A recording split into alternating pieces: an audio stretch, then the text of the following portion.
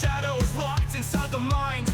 MK Ultra memories don't keep us blind. Static on the screen, voices we don't see. Dumper's got us wired, but we're breaking free. They're watching, they're waiting, with eyes in the sky manipulating. They silence. Yep, that is happening over there. And people are trying to say that it's not happening, but it is. Like, there's literally live feeds. You can watch live police, interactions of basically confronting the Haitians, immigrants that over 20,000 of them, I think, all got dumped in this one town in Ohio. Yeah, it was a couple thousand, right? It was 20,000 people. I'm pretty positive at this point that no one likes Ohio.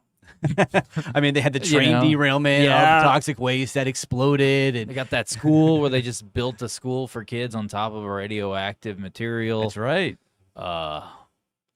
Yeah, I'm pretty sure no one likes Ohio, man. Hawthorne Heights, the old emo band from the early 2000s, loved Ohio. Motherfucking Ohio. Ohio is for lovers was their album title. It's not really for lovers anymore. Ohio is for mutants. Yeah, dude, it's for people we don't like, apparently. So that happened. And on top of that, the Haitians, is that how you say it? Yeah, right? that's correct, yeah. Yeah, the Haitians, 20,000 of them. So they passed some laws. Remember how everyone was wondering, like, hey, what was the big distraction that was going on, during the Olympics when they played that intro for the Olympics where it's all the drag queens and mocking the child. Obviously mocking a bunch of crap, During that time, when that was going on, is when those laws were passed. You can look at this up. What laws? What laws? Making it to where those Haitian immigrants don't even have to have a proof of visa or no proof of visa, no passport, no nothing. And they're just literally don't even have to take a driver's license test. And they're literally, it got passed where they get to go up there and just get a driver's license. What? They just fill out a form. That's it. Basically is but how simplistic it was laid out.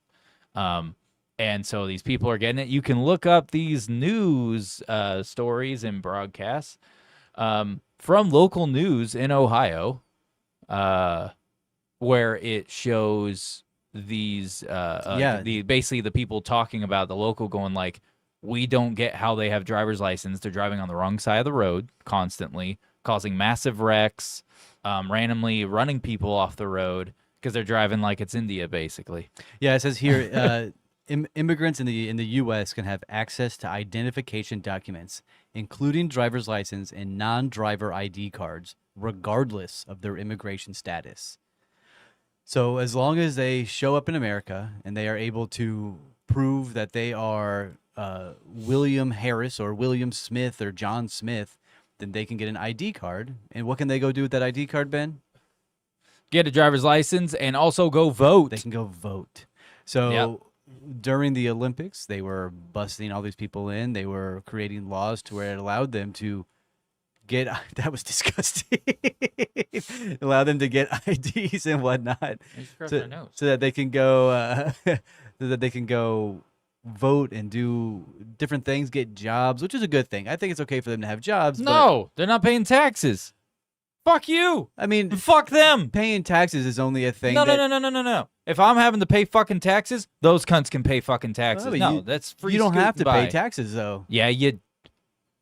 Bitch, do you want the IRS showing up at your fucking doorstep? It is not a legal, constitutional right to pay taxes. I know, and they already passed a law that revokes that now because that dude fought it in court. Yeah. And he won.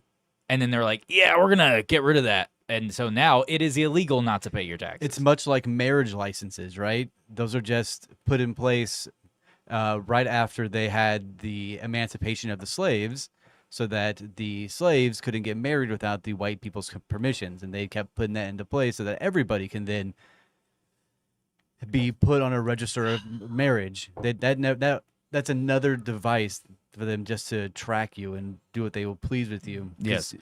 But the heart of what the Haitian situations Haitian situations is the fact that they are eating people's dogs and cats and animals. They're just randomly grabbing people's pets and eating them. There are so many videos of them being like barbecued. Oh It's yeah, wild. barbecued, and then some people, like, there's a video that someone got of a guy grabbing someone's cat, the neighbor's cat. Like, literally, it's the neighbor's cat. They know for a fact it's the neighbor's cat.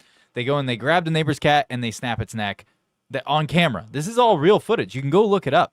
Like, this is there's literally live broadcasts where people are pushing up all the video feed from Ohio in this small town, and the local media out there is covering, the local news stations, but the mainstream media across the nation is not covering it. You talk to anyone, it's mainly the left, the far left side, that is saying that it's not true. That's a lie. You're just trying to be hateful towards other people of other cultures and all this crap. It's like, no, bitch, they're eating the fucking animals. Isn't it wild that Like, after fucking, what the hell? after the debate, there were all these people on TikTok, Instagram, Facebook Reels who were like, "Yeah, I'm Haitian.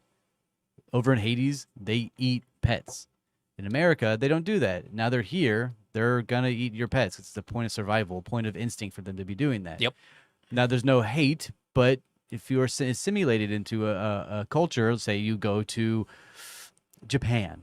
If you go to Japan, you don't then just suddenly start, I don't know, making them speak your language or making them feed you cat and dog. I don't know.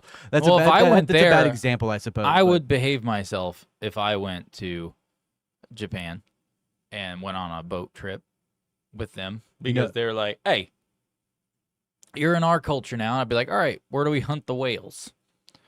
Because you know, come on, that was funny. Come on, that's what they do. They do it for a long time. Yes, they did do it for a very long time. They still do it. They still do it. That's a fact too. No one once talked about that either. But they out there killing them whales. Like, come here, bitch. Moving on from that, but no, the Haitian thing. Yes, they are eating people's pets. It's it's irrefutable. You can go look up the fucking videos. It's live. There's live streams of it, and then on top of that, there's you can literally look up the local news stations. The local news stations are reporting it, going, "Hey, what the hell?" You know? It's just a interesting topic that is being pushed around in our society, that it's not happening, it's happening. It's just another point of Yuri Bezmenov's sort of what's the stage of that? It's where they try to subvert your mind into not understanding what's really happening, so that you're confused, and then you just take the side. We're in normalization. Normalization. That's what it is. There you go. Thank you. But with that being said, one of the reasons that they are saying, "Hey, this is not happening," is because if people look into it, then they are also going to find out about how they're getting driver's licenses without having to have any kind of documentation or take a driving test. They don't have to take a driving test. They don't have to do anything. Those are laws that were passed during the whole Olympics scandal that happened this year, which was just another distraction, something to get the public all going, "Oh, they're attacking Christians and attacking this," when really they're doing it on purpose. So in the back end, they're able to pass these types of laws, which they did during that time.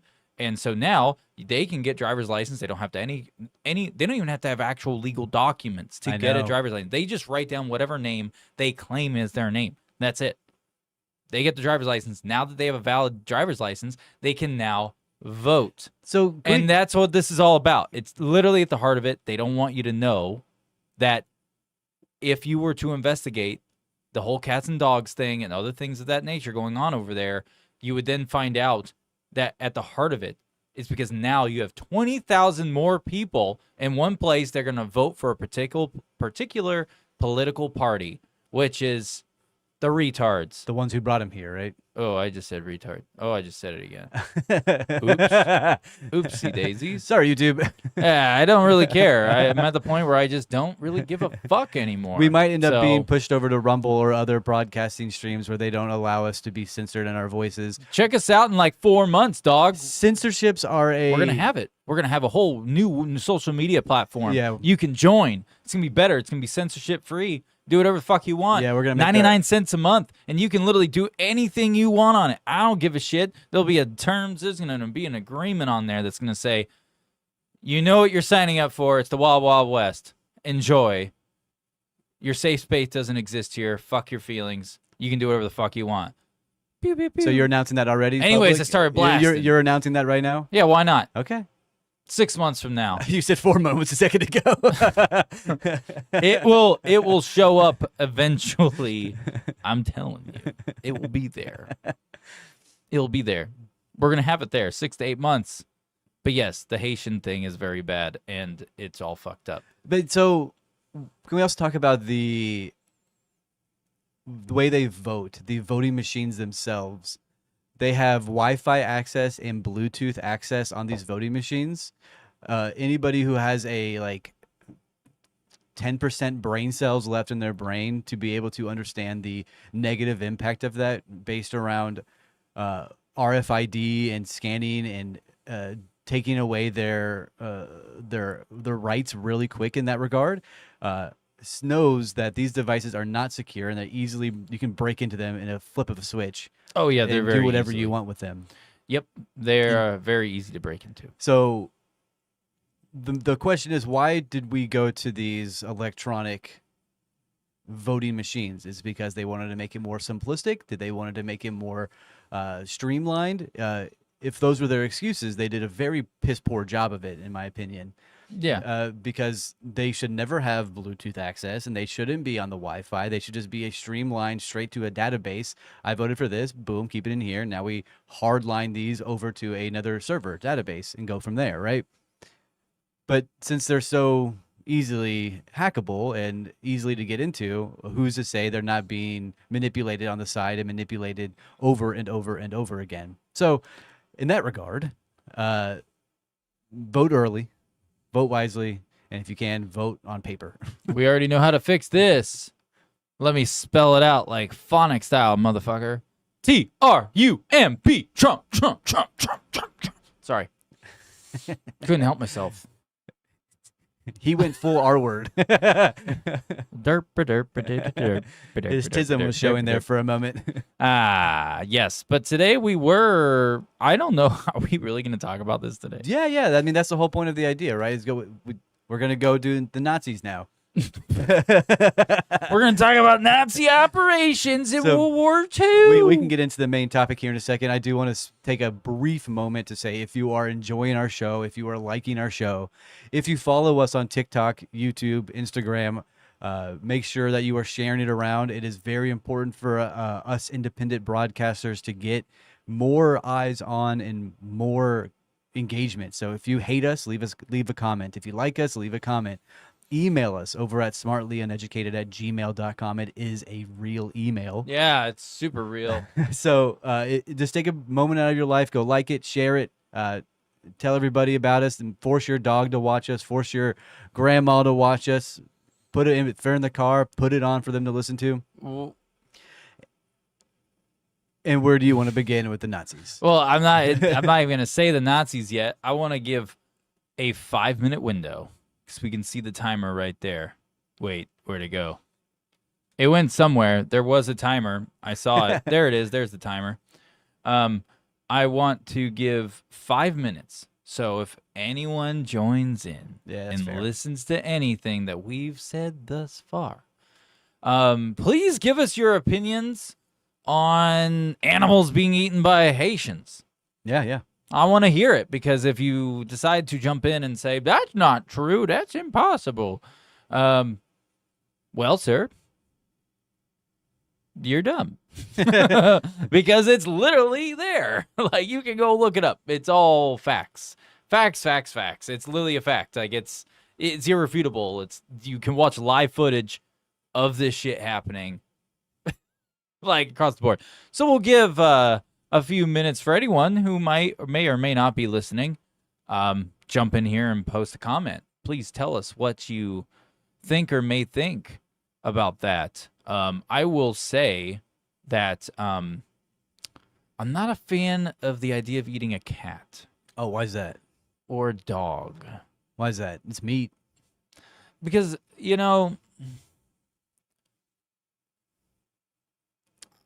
I mean, cats, I could probably see why people would get away with that, just because, like, cats are assholes. Like, they're like feral little fucks. You put them in a window and they see a squirrel outside, they're just like, oh.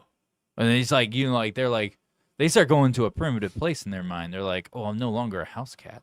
I'm a fucking lion in the jungle. Or no, Sahara Desert, not the jungle. Wherever they live. But yeah, like they get all like feral, like, you know, their instincts take over. But dogs, they just run over and they're like, can I fuck him up, dog? Like he'll look at you for permission. He's like, can I fuck him up? And you're like, no. He's like, oh, come on, dude. He's right there. Look at the little fucker. I could totally bite him. And you're like, no, you don't hurt Mr. Skittles. And then he's just like, fine. I'll just go pout in the corner. See, dogs are more like as if they're a person in a weird way compared to a cat. But you don't understand how they can eat them because No, I can understand why they eat them. Like, I'll tell you what. If I grew up in a time frame or an area where there was, you know, cats that were buttholes all the time, like barn cats that are like, you know, claw crap out of you just for no reason, I could see being predisposed to be like, you know what? I'm going to show my dominance. I'm going to eat you. Like, I mean, I can see where someone would go with that. I can understand the extreme poverty-stricken individual who's desperate for something to eat, and there's only a dog and a cat around. But since you moved to America and you are no longer necessarily in an extreme poverty situation because, well, America has grocery stores and they have markets and they have places where you can go buy food. Granted, you may not be the wealthiest, but you can go and purchase at the corner store. You can go buy ramen noodles that has food in it and for 85 cents to $1, right? But these people aren't being integrated well into our society to understand these concepts where it's like, hey, we don't eat these rodents on the street. We go to the grocery store, to Walmart, and you buy vegetables and produce because it's available for you. Those Haitians know it. Do they though? I mean, if they don't, know it. if they get bust in here, because dude, like, get this. Let's be realistic about this. If I was an immigrant, I'm used to America, right? Let's say America went to shit farther than it is now. Gone to shit. And all of a sudden it was like, hey, I have to flee the country.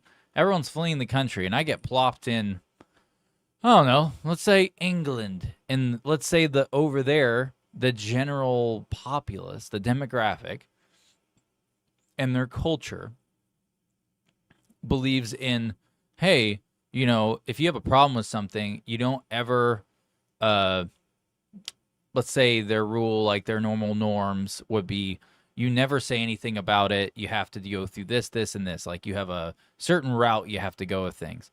If I were to come from America, where that's not something you did, if you had a problem, you vocalized it. You said it out loud, going, rabble, rabble, rabble, you know, and you go over there, and I realize that that's the norm of how they operate.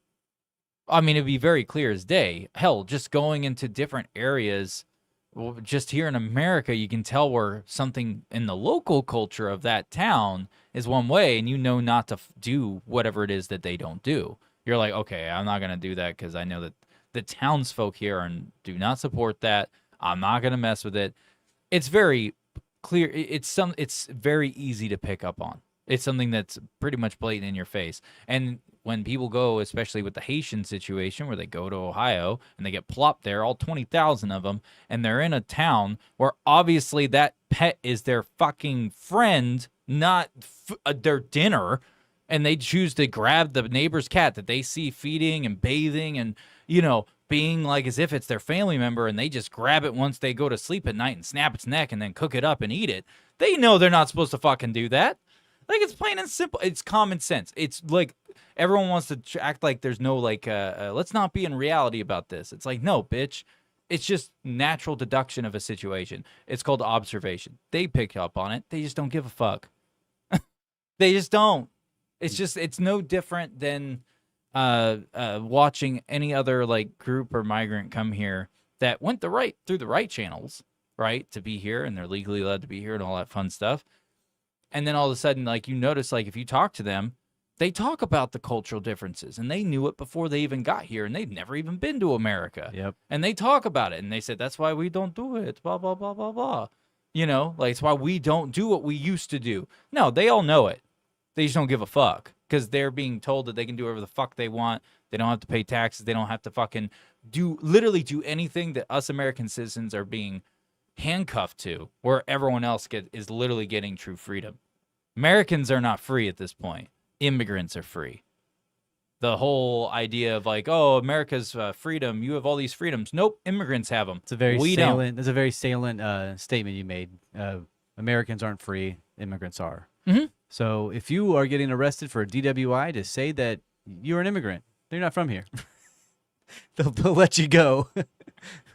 Pretty much. Is that how that should play out?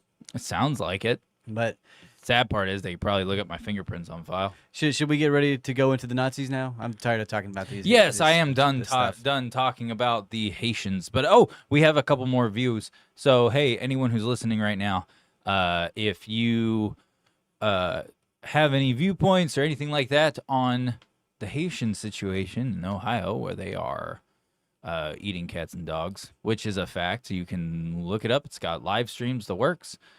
Tell us your thoughts. Post a comment. Yeah, we'll read it. We'll read read it live on I'll the read air it right now. Yeah. I can't wait for you to post a comment and for you not to read it. I'm gonna wait. I'm gonna wait like 30 more seconds, see if it pops up. If it doesn't pop up, then I'm moving right the fuck along. We're gonna talk about the Nancy's. Hi, And Mom. the horrible, atrocious. Hey, Mom. I see you there. Yeah. Hey, Evans, Mom. No, I don't know if she's here or not, but hey, Mom. You know, our mothers tell us we have the greatest podcast in the world. Yeah, those And our moms say so it must be true. those old school serfs out there, us smartly uneducated radicalized fans, radical fans. Radical fans. Those of you know, we are the greatest podcast ever, and our parents tell us every day. Yep, and if they say it, it must be true. But yeah, let's go ahead and talk about the Nazi operations of World War II. There's some things in here that I don't think a lot of people talk about a whole lot. I'm a big buff about World War II.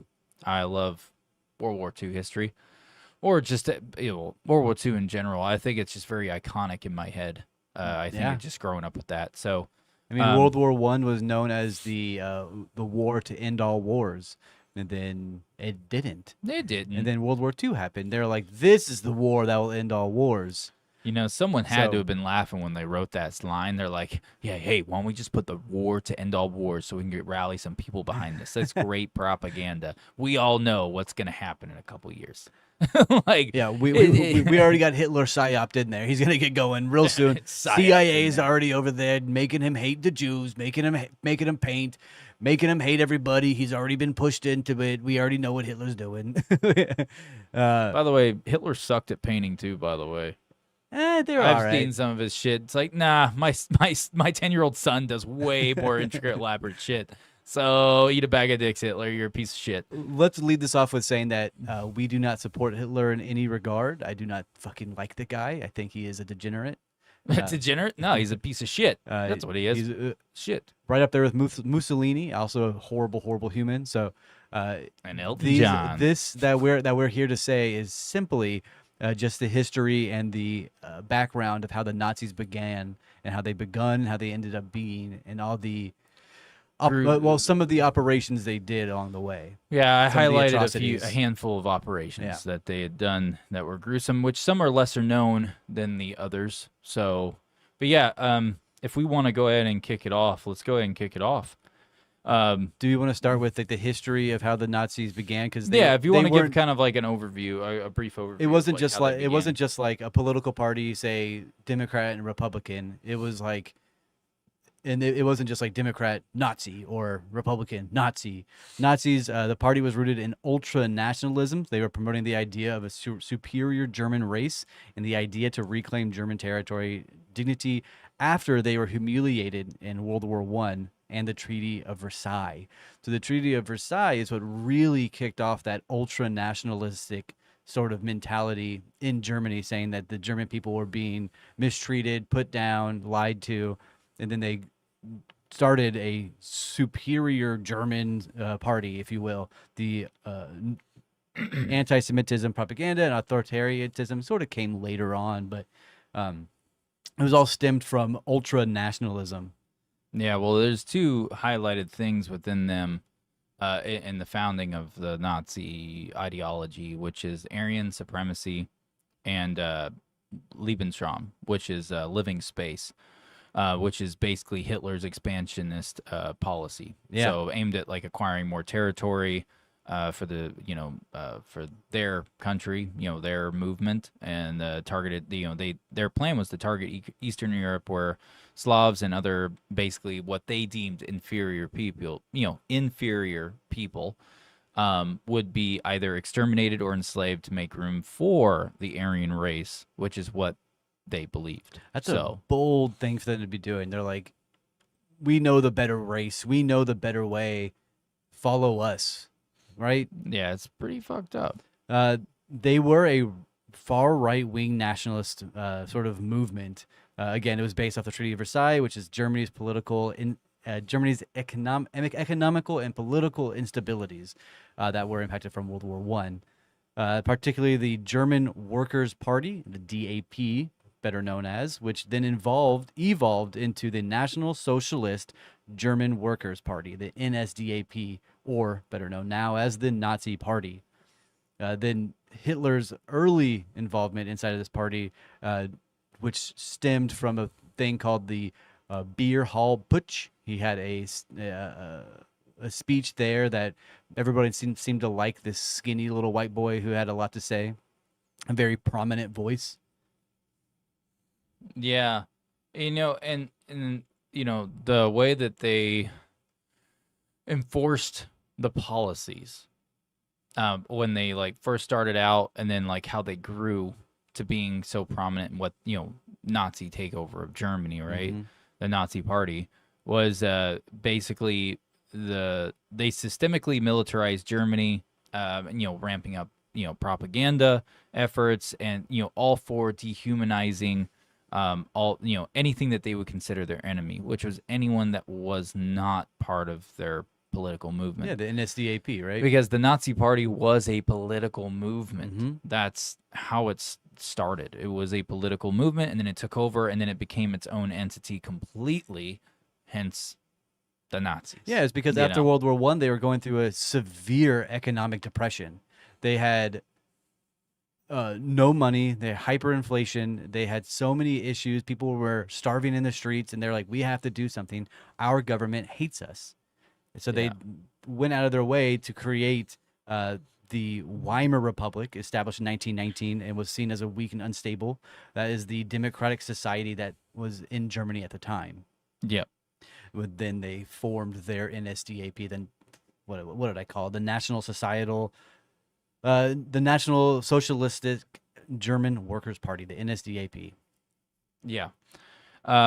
Which then got way out of hand real fast. And the key tools that they the tools the Nazis used for repression were the Gestapo, which is secret police, and the SS. Yeah. SS is a pretty secret common, service. It's called the Schutzstaffel. Ben, a paramilitary organization that enforced Nazi racial policies and terrorized opposition.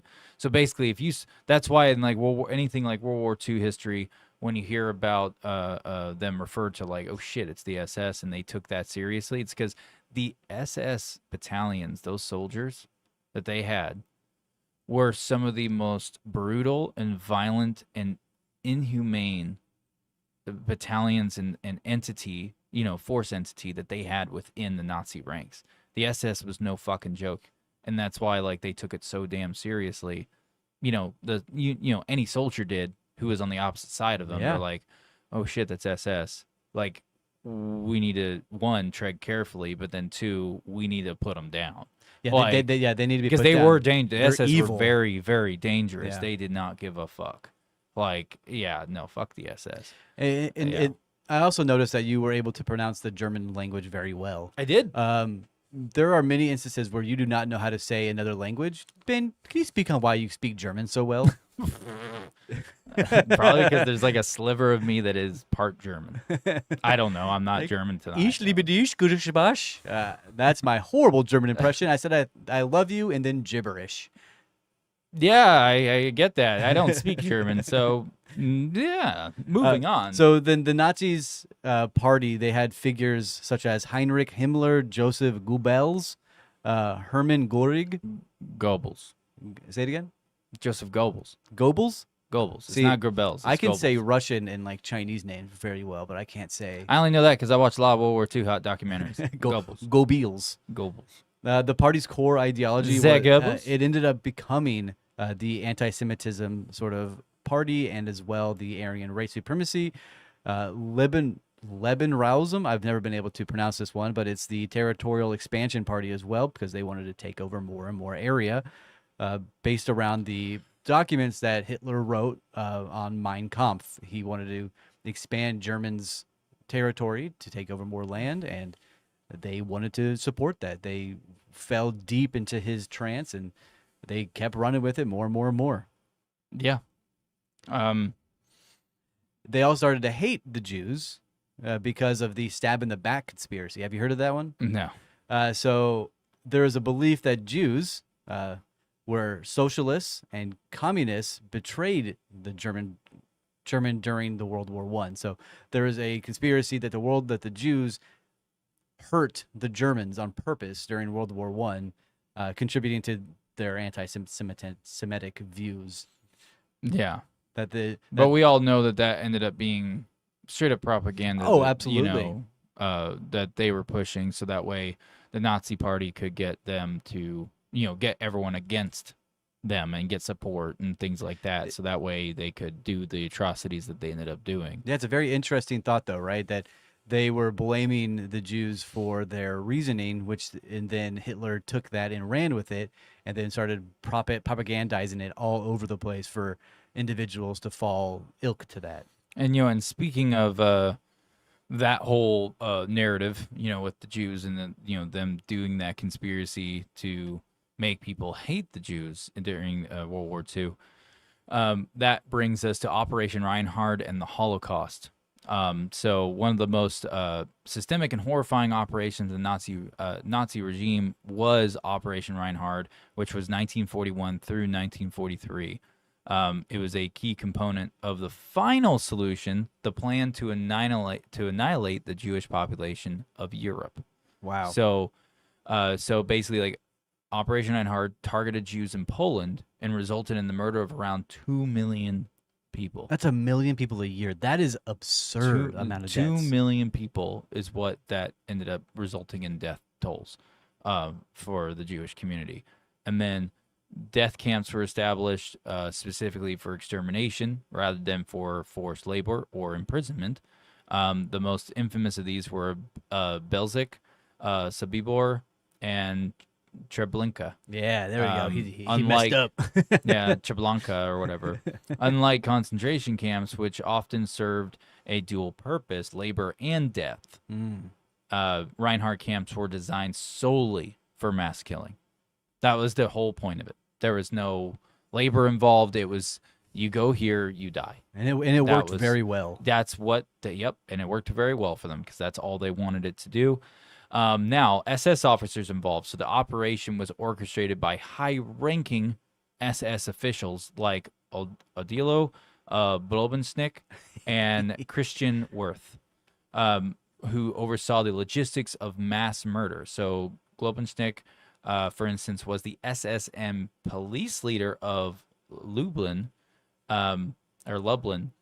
responsible for organizing the deportation of Jews to death camps. Good night. Like I said, SS officers. That's why, like, I've watched interviews of basically like secret operations done by American military, like their accounts of the secret operations they were part of, where they different things, But I watched these interviews with American soldiers from World War II, where they basically talked about how if they ever saw an SS officer, they would not make them a POW. They refused. They were like, yeah, it says that we would do this or that. He's like, no, we dragged them out back and shot them. I mean, understandably so. Which I get why. I get why. I don't disagree. I guarantee after everything I've learned about World War II throughout my entire life, I would have been one of those same soldiers who've been like, yeah, no, that SS guy's not going to be a POW. We're just going to... He was never here. Yeah, he was never here. gone like the wind. Yeah. Um, Especially after reading these operations that devastated a entire civilization and a population so heavily in over 2 years. I couldn't imagine like having that toll on your brain, the amount of individuals that you have sent to a camp to perish. 2 million people in 2 years. That's wild. yeah, and sorry, excuse me. It's all right. Just to give some gruesome facts about Operation Reinhard and the Holocaust, just some gruesome facts of all of that. The death camps used, obviously, we already know this. I think the general populace of people our age, I know the younger kids in school right now. So there's any young, dumb kids watching this right now who should not be watching our stuff. But if they're watching this, I've seen what they're teaching you kids in school about World War II. And you're not being taught a damn thing about it, which pisses me off. It's like how, they're trying to get rid of like any main thing in about World War II, like the Holocaust, is like basically not really talked about in school. They're changing the narrative yet again. Yeah, and that's a bunch of bullshit. We should be talking about that. Yeah. But just so in case some of you guys are listening, the death camps that they sent people to during the Holocaust and all that fun stuff was was the gas chambers. They used that. That was their primary method of killing, with the capacity to murder thousands daily. Initially, carbon monoxide was used, but later Zyklon B, a cyanide-based pesticide, became the gas of choice. Oh my God. Which was a gruesome death. It was excruciating when you were exposed to that stuff. And then there was the Einsatzgruppen, let me try to pronounce this right. Yeah. Einsatzgruppen, which is the mobile killing squads, followed German forces into occupied territories, massacring Jews, communists, and other groups. It didn't matter who you were. I know how I just said Jews and communists, and then it says other groups or whatever. But basically, it didn't matter. If you were not Nazi, with the Nazi party, You were dead. you were dead. Yeah, you were a part of that group. You were going to basically the tongue twister. Einsatzgruppen. They weren't one directional mode of thinking. They were like, oh, so you're telling me you're not a Jew, and you're telling me you're not a communist? Oh, well, you can walk away. Nope. It's like, oh, you don't believe in the Nazi party and what we're doing? All right, guys, we got us another group. Let's get them. That's literally what they did. That's all it was. That's exactly right. And then they conducted mass shootings, often rounded up entire villages, and consisting of women and babies and children. Oh. Yep, and they would just execute them all. And then they wouldn't even do it in graves. What they do is they would dig. Which operation was this? What? This was all mixed in with Operation Reinhard and the Holocaust. God. Total. Were these the stormtroopers as well, who were integrated into the SS and everything of that nature? I'm not 100% sure. Gotcha, because I know that they had a group of soldiers that they referred to as the stormtroopers, or as the Russian terminology is Sturmbruder. Mm-hmm. Strumabalatingo. I sounded like I was Jabba the Hutt there for a moment, but they use these as a paramilitary group, so they were out of the ranks of the SS and the Nazi regime. They referred to them as the stormtroopers, a paramilitary group. Think Proud Boys in that regard in today's society. Yeah, I gotcha. Sorry, there was one other thing. Other than like when I was saying that how they would round up entire villages of women, children, babies, it didn't matter. And it would be entire villages of people who didn't support anything with Nazism. Yeah. They didn't matter what their belief structure was or who they were. If they didn't support the Nazi regime, then they would be executed, rounded up and all that stuff. But when they were executing these people in mass graves, I know we're saying the word mass grave, but with that mass grave, what that means is that they would use the tanks and they would use the other equipment to basically create a rub down area in the earth to where it would be like a big hole or a big trench, and they would line people up at the edge of it, execute them so they would fall into this trench, and it would just be filled with thousands of bodies. Yep. And they would just stack them up, and then once, instead of burying them when they would get full, they would drive the tanks over them And they would to squish them down. and they would put lye on the graves so that they would deteriorate faster and they wouldn't smell. Yep. So not only are they putting thousands of bodies in the same hole, they are attempting to disperse the bodies as fast as possible, which is a scientific method that they used because the Nazis were attempting to be scientifically advanced as well. They were trying their best to do research and things like that. We've talked about that in other podcasts, other episodes, where the Nazis were, Die Glocta, right? The bell, all these different technologies. They were trying to advance their race and their species. I'm gonna say one other thing to really make people twist in their pants. Do it. So the Einsatzgruppen massacre, which was a notorious massacre that happened, was at Baba Yar, however you say it, in Kyiv in 1941. This is where 33,000 Jews were killed in just 2 days. How many? 33,000 in 2 days. Oh, I'm not kidding. oh my God.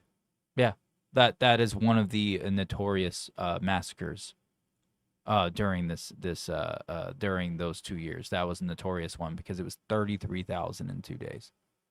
That's insane. That's horrific. Oh yeah, and the thing is, when they would, like I said before, when these trenches would get full of bodies, they would use their tanks to drive over the bodies, to squish them down more, dump like lye and like all that other stuff in there, to like chemicals to make it, rot away the stuff faster, things like that. And they would, while that's going, they would then line up more people and just execute them down in there. Could you imagine standing on the pit? No, I can't. That's disgusting and horrible. Like being oh my God. being one of the victims of this, watching all of these people die, and then they walk you up next. My heart goes out to these families that it happened to. A couple, what was it, 80 years ago now? 90 years ago? Maybe not. Yeah, it's almost horrible. 100 years ago. My heart goes out to these people because I couldn't imagine the fear, the terror that was rushing through them as these people dressed up in Hugo Boss shot at them. Yeah, it's horrible, man. Who knows if they even shot them? They could be doing anything to them, right? They can kill them in any fashion because they didn't care. They were lesser than. They were the monster. So, Yeah. Oh yeah. Do we want to move on from that one? please, Christ. Okay, cool. I have another great one for you. This is This is how to make Evan sad in now 1 hour. Yeah, yeah. And then there's now let's move on to the medical experiments in human torture. Hell yeah, dude. Hell yeah, dude. So obviously the Nazis' atrocities extended into grotesque medical experimentation, particularly in concentration camps like Auschwitz, Dachau, and Ravensbrück. These experiments were driven by racial ideology and pseudo-scientific notions of improving the Aryan race. So some of the key people in this was Dr. Joseph Mengele, known as the Angel of Death. I've heard of him. Mengele conducted horrific experiments on prisoners, especially twins, at Auschwitz. And twins. His experiments often involved mutilation, forced sterilization, and exposure to extreme conditions, all without anesthesia. Many of his victims were children, and his research led to untold suffering and death. And then one of the other things behind that is that he was doing this because one of his ideas, his theories, was that the twin could feel the other twin. So he would separate them and torture one of them to see, and then check on the other one while it was happening. They would monitor the other one who's not being tortured to see if he feels anything. God. To see if like he can just like, maybe it's an emotional feeling, maybe it's this, like somehow they're connected, all this crap. And like, what the fuck? Like, that is the biggest crock of shit. You know what I mean? Like, yeah. Well, anyways. we only know that's a crock of shit now because his studies prove that it didn't work. And that's some dark humor for you guys right there. We all laughed very hard at it, too. That's not dark humor. That's dark truth, really. We know that it's a crock of shit because this guy was creating these atrocities and writing them down. We already kind of knew that before, too. I would say we knew that. Because I saw Jerry stub his toe. Fuck you, Jerry. And Jerry's twin just kind of was like, "What's wrong with you?" He's like, "I stubbed my toe." Well, obviously the bitch didn't feel it. Yeah. Like, solved. I mean, he was much like the. Well, who was the group in Japan who did the horrific human trials as well? It's like Japan lab, like 137 of that nature. Do you remember? Do you know what I'm talking about? Wait, repeat that again. In the laboratory in Japan where they did the human trials with like throwing grenades in the center to see how far away the grenades would be to damage. It was like Lab 137. Yeah, I think I don't know if it was 137. I don't remember which what the number was, but I know what you're talking about. But so the other experiments at Dachu, prisoners were subjected to high altitude experiments.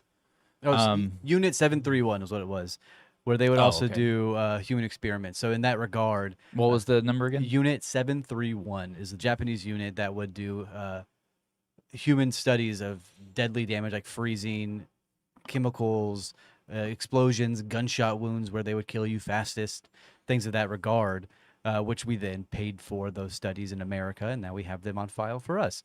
But the Nazis were doing that in a more horrific mindset because they were doing it during a war where they were taking these POWs and just doing whatever they would like to them and forcing them in these regards just for scientific mindset in public, and it was awful. Yeah. And I mean, they did studies on dwarfism and physical anomalies as well. Yeah. Mengele also conducted experiments on individuals such as dwarfism, where he would try to stretch their legs out to see if it would work to make them tall again. It is horrific. Yeah. This guy was disgusting. And here's some little bit. May he burn in hell. Instead of knowledge nuggets with this episode, this is gruesome facts nuggets. Here's a couple of gruesome facts about the things we just talked about the angel of death and the experimentation, medical experiments, and human torture.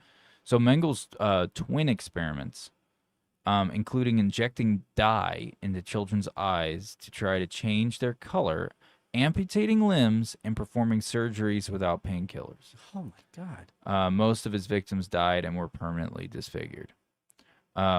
That's not including, so one thing that is very, very much not talked about. And if you're just now joining us today. Yeah, if you're just now joining us today, welcome Smartly Uneducated. Sorry. We're all sunshines and rainbows over here, I tell you what. Where we do the irregularity of history and the things they don't teach you in school. Yes, exactly. Here's another irregular thing of history that they don't ever talk about in school, is the fact that in these medical experiments in human torture, it's called the X Labs. And that is something that is very little talked about. The X Labs is just a nickname for it. I honestly don't remember what the official translated name was called. But as a fun fact, they took the term X Labs. If anyone has heard of that, they may, and they're a gamer, they may think of Return to Castle Wolfenstein. Yep. Because in Return to Castle Wolfenstein, that came out in like 1999 or 2000 is around that time it came out. Whenever it came out, it was the one that came out on PC. Not the original, first-person shooter where it was all like from the early 90s. Not the side-scroller one? No, not the one where you had to use the keyboard to move around. I'm talking about the next updated version before they came out, the new set of games that have come out in recent times. It was called Return to Castle Wolfenstein, and it was made by id Software, not Bethesda. Not the id Bethesda cross, how the Bethesda owns id Software now. But basically, when that game came out, there was a portion of the game where you went into the X Lab facilities. And there in the game, it was a little bit exaggerated because it had like super soldiers and stuff like that, and they were like these deformities mixed with the crazy advanced technology and blah blah blah. The X Labs was actually a real fucking thing, which is what we're talking about right now, which is what Joseph Mengele, the angel of death, did. Yeah. And he was also the one who ran those facilities where they did try to create super soldiers. They tried to interface cybernetics technology with the human body. They attempted it. They were trying. What? Yeah, that Making is actually a real cyborgs? thing. Yeah, they were trying to create super soldiers. And that is a real thing. It's very little talked about. Mainly part of the reason, I think the reason why it's not talked about a whole lot is because there's very little information on it. And the reason why there is very little information on it is because it's just like the other things that the Nazis and Adolf Hitler were trying to do, that they kept very under lock and key, like very minimal paper trail. And at one point in time, there was a paper trail, but they burned everything, especially when they were losing. It was towards the end of the war, Hitler gave out a order, basically like, destroy everything. Do not let the Americans get their hands on this, or the Russians, or whatever, because the Russians are doing their part as well. And it's like, hey, we're about to lose this facility. Like, that facility is about to be exposed. Hitler would then give the order of, basically like in Star Wars, like Order 66 or what the fuck ever. Yeah. Only it was for destroying all documentation and evidence. And so that's what they would do, because they didn't want the risk any enemy military force to get their hands on some form of technology they may have discovered, or scientific find they may have found. They didn't want anyone to find it, so they destroyed it all. And in there is some documentation out there, but it's somewhat vague, but some of it's not. Like, there are some specifics, and one thing is for a fact is that they were attempting to do basically create super soldiers during World War II by integrating, like, basically injecting chemical into soldiers, like different things that would, like, uppers, mixing that with and then one other side of it was trying to get basically mix technology with organic tissue. They were trying to do that. That was something that actually did transpire. It's just obviously they weren't successful. Okay, I was going to ask, do you know if they were successful or not? I don't know. I'm as far as I know, they weren't. But at the same time, we adopted a lot of the stuff that they were doing scientifically. Yes, we did. We took them after the war, and that's why we had got such a big advancement in technology after the war. Because we took those top scientists, like Joseph Mengele. I want to say, if I'm not speaking out of place, but I believe that Joseph Mengele did get assimilated. He was not murdered. He wasn't killed during World War II, to my knowledge. At least I don't think he was. He was taken as well by the American forces. Well. Or it was claimed that he was taken by the American forces. But let's digress a little bit. The thing is that we took all these scientists and, we got leaps and bounds ahead in technology because of us taking the scientists from. Oh, yeah. The medical there. research that the Nazis did through these horrific practices and experiments translated into the medical field for the USA very well. Not to mention roadway infrastructure, not to mention rockets, all these things that the Nazis did. I mean, the Nazis built the Autobahn. So they built these super highways that then we integrated into our society as well. Psychological warfare was a big thing that they did. Eugenics, they masterminded so many different aspects to help with studies around hypothermia and freezing. So we now know how it affects the body and how to survive it because of these experiments they were doing on the human body. Yeah, was it gruesome? Of course, it's going to be.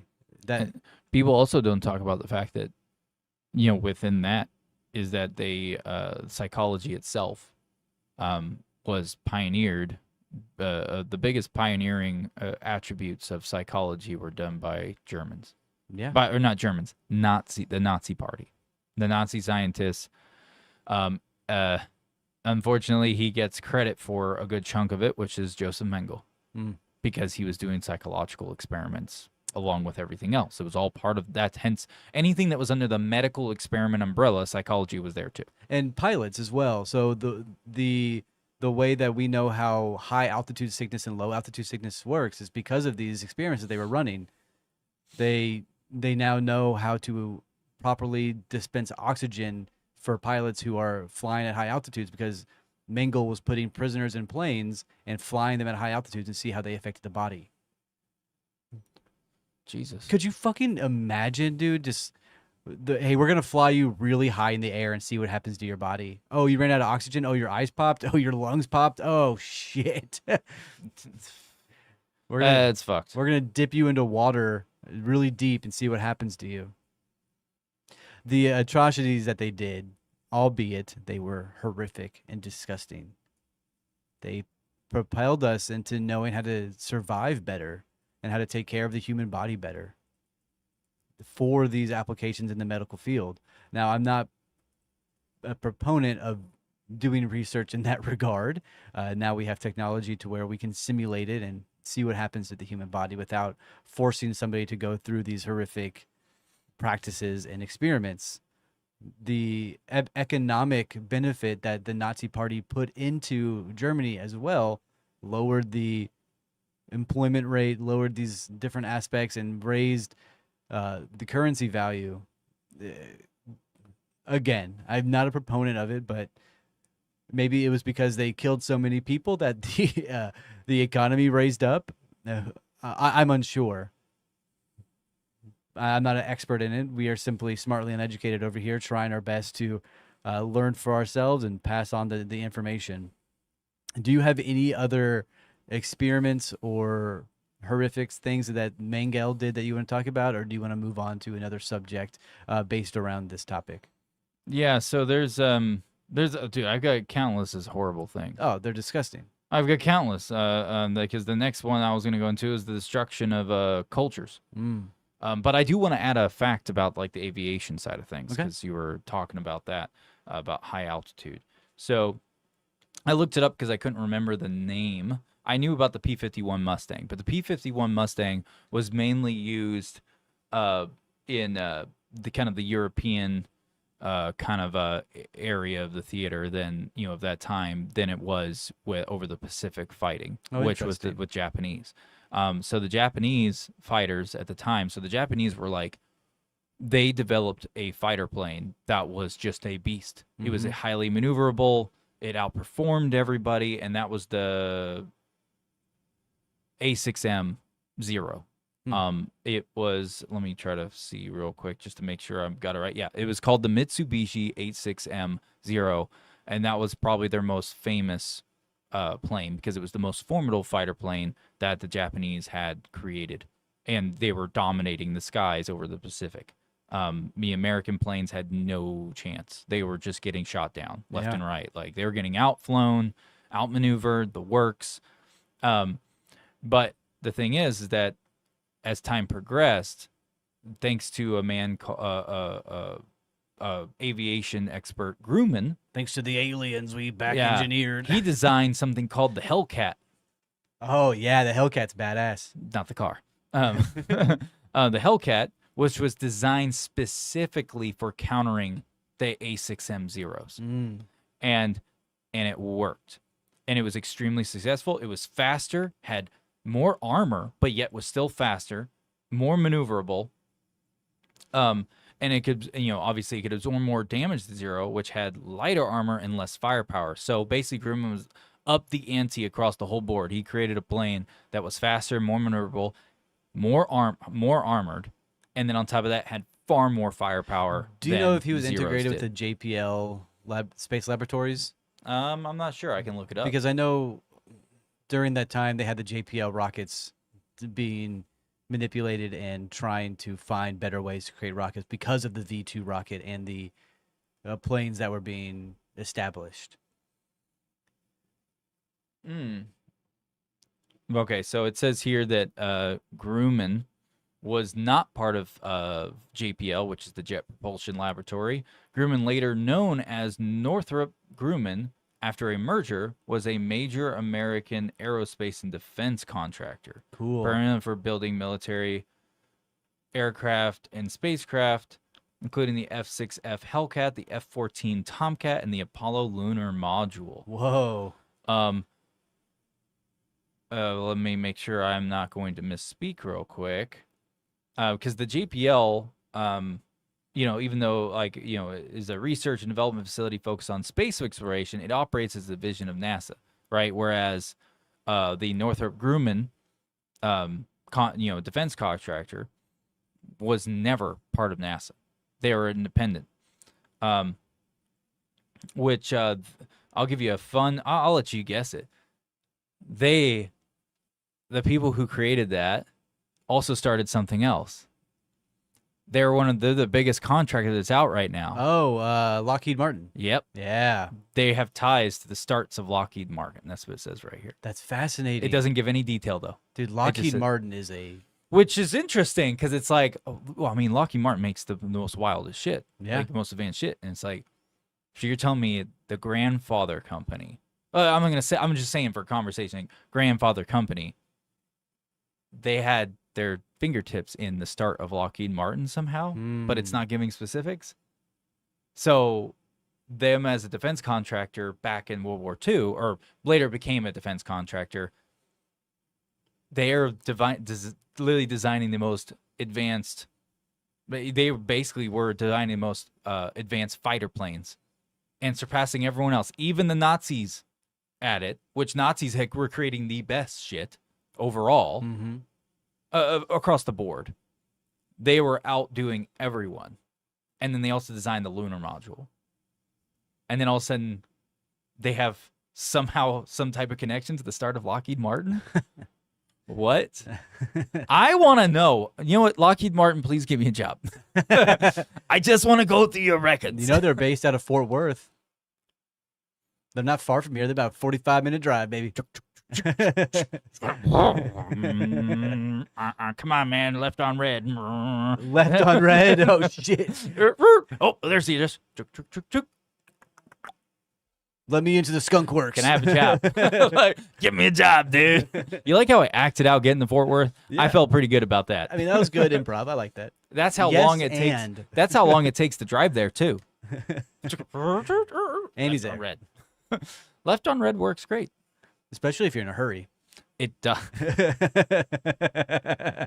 It does. Anyways, I wanted to share that fun fact about that. But I will say this, though. The P-51 Mustang was a badass fucking fighter plane. I think sick. It was a badass plane. I mean, luckily, there was only a few that I know of where the P-51 Mustang ever encountered the A6M0. There was only like a few accounts of that ever happening, and that was just because maybe they were short on planes. From what I remember reading about and then watching like documentaries about, years ago, basically there was few occasions that there was a P-51 versus the Zero. Interesting. And the P-51 won. I wonder why that is. Maybe the P-51, it's because of how much it cost to make the P-51. Gotcha. And on top of that was also strategic coordination, trying to get those planes to those areas, because the P-51 did not have a long flight plan. Also, why would you keep creating a lesser product if you have a better product as well, right? Yeah. If you're testing them up against each other and one of them keeps losing over and over and over again, why would you build the other one? The Japanese A6M. So there's a Studio Ghibli film. Oh. You ever watch Studio Ghibli? Absolutely. Anyone out there listening, have you ever watched Studio food. Studio Ghibli's great, by the way. Yeah. I love their films. But there's a movie, I can't remember what it was. There's a Studio Ghibli film where the whole story, it's literally about it takes place in Japan, obviously, and it's during World War II, and it's following this guy who's an aviation scientist, expert of some form. He creates planes. Throughout the whole film, like, you feel for the characters because it's Studio Ghibli. They do a great job of that emotional, psychological emotional. It's an emotional connection, right? Like, it really puts it in there to where you end up getting attached. Well, in that film, basically by the end of it, you realize what was going on. You're actually learning history at the same time, because that was the man who created the A6M0 during World War II. That's He fascinating. created it. And at the end of the film, obviously, I'm not going to say anything because there's other parts of the film that obviously have nothing to do with the history aspect in that way that you're not going to learn about in, a World War II documentary per se. But I don't want to ruin the film. But basically, at the end, there's a lot of symbolism that happens, if I remember correctly, and there's like flames and fire going because It's called bombing- The Wind Rises. is that what it's called? Yeah. Yeah, and there's like the factory's on fire, like there's like a bombing run happening, all that stuff. And you get to find out that hey, your planes are losing all of a sudden, and since you couldn't create something that was more advanced than the 86M0, we lost the war because of you. That's the kind of shit they put on him. Interesting. And it's because of Grumman making his planes and fucking them up. But no, with the P-51 though, the reason why that would happen is because they would send out a fleet, right? They would have some type of aircraft, aircraft carriers, things like that. Isn't that World War One? Hmm? Isn't that World War One though? The A6M0? No, World War II. I gotcha. Yeah, that's World War II. Maybe I'm crazy. Why? I thought that Japan was on the Axis during World War One, not World War Two. No, because we bombed the shit out of them in World War Two, right? Yeah, we dropped a nuke. Yeah. I'm the crazy one here. I'm the crazy one. Forgive me. I had a Well, folks, I had a lapse. Evan's checking out for the day. I had a lapse of uneducation. In your defense, I've noticed. Sorry, I just switched the camera. In your defense, I've noticed that when we talk about World War II and World War I and things in that time frame, I noticed that whenever we talk about it, you drop some huge facts that are accurate. But it's like you're dyslexic with history. You switch World War I and World War II a lot. I do that sometimes. And I don't think it's obviously not intentional. Just because we're always jumping back and forth between something different, but the things, jumping back and forth. So it's like, your fact is correct, but you randomly will be like, yeah, it was World War One. Yeah, the And all of a Nazis sudden- were in World War One, dude. They And then all of a sudden it was like, fuck you talking about? yeah, in World War One Like- they had nukes, right? World War One they had planes in World War One dropping. I know what they did have in World War One that they created, which we all got in our own personal truck in modern times. GPS. No. Cummins diesel, baby. Yeah, buddy. Love me a diesel. Give me a big yeehaw. And then that was a turning point, man. That was a turning point when Cummins designed to put his diesel engine into a tank, and he designed the diesel He engine made that was me in there. Cummins. Dude, I was coming in that thing all the time, and I was like, "Oh, diesel, Cummins diesel, Jizzed yes, up, dude. Jizzed up. yeah." It's because it doesn't go spark, goes off compression, baby. Love it. Anyways, And we're still that's using those inappropriate. engines. Yeah, very inappropriate for Oh, YouTube. yeah. Huh? Well, we're still using those to this day, though, right? Yep. No, Cummins Definitely created an differently amazing thing. engineered and created, probably more efficiently. But yeah, Yeah. So, but moving on. Moving on. Moving on. Whoa. Oh, okay. Sorry. I just saw something pop up on my screen. I was like, why is it talking about that? And then I realized what it was.